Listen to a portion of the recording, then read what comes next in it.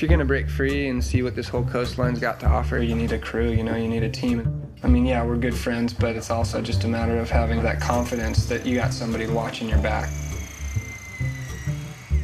When my brothers and I moved over to the North Shore in the early 90s, we hooked up with a lifeguard at the time, J.Johnson, and we all moved into a big house together, and he sort of became like the fourth brother.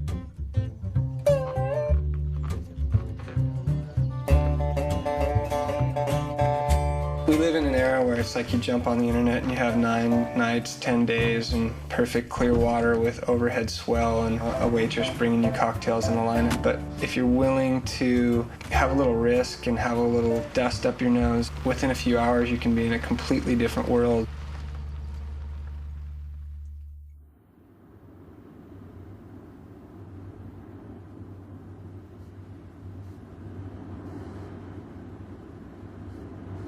Down in Baja, you never know what's going to happen. The roads are full of potholes. The police may or may not be police. The food source might be there, it might not be. And, there's those little risks that you take, but you can do what you want to do down there.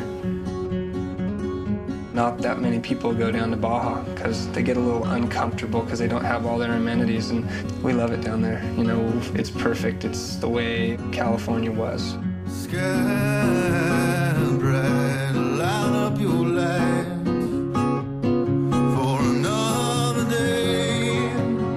Blue and clear, warm me here, just in time to clear up all my mind.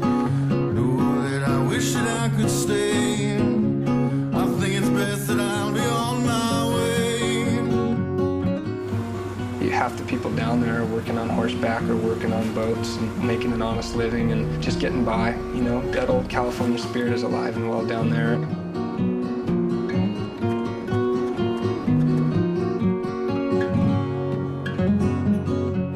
Sky bright, light up your lights for another day.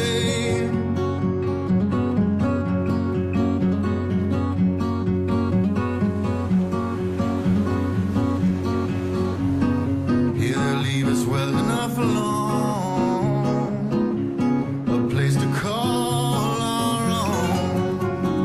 Born wide and you'll decide it's where we'll hide, but you'll be by my side. Sky bright, light up your light for another day.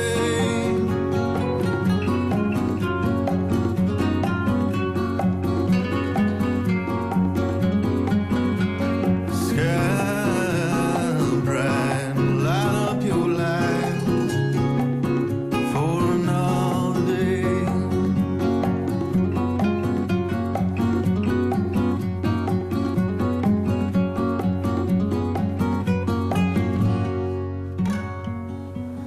That's the way California was when the first crew made their way up the point from Malibu all the way to Rincon and then up to Santa Cruz. It was probably uncomfortable sleeping in the back of cars and not knowing exactly where they're going to get their next meal, but it was worth it to them, and at the end they had more fun than you could ever have on a 5-star boat trip to Indo.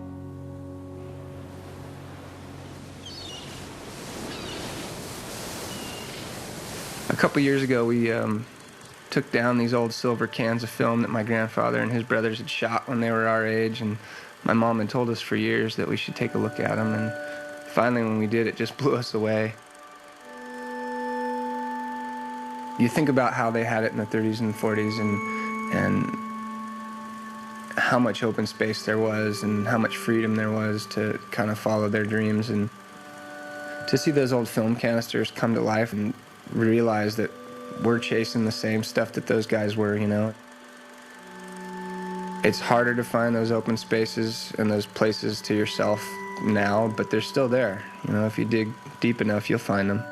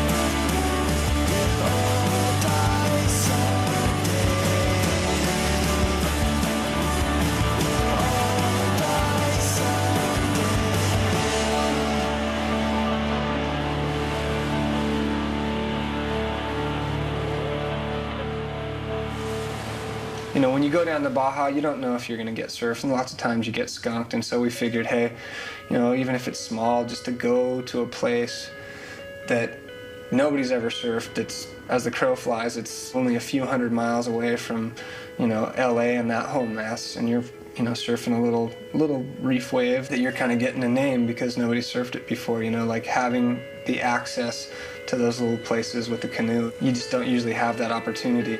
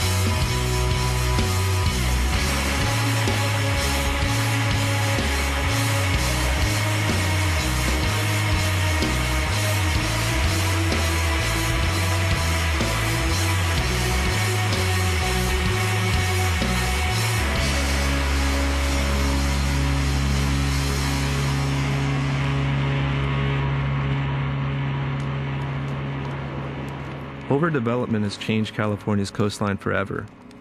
Yet despite the pressures that an ever-bulging population presents, the spirit of surfing has in some ways changed little.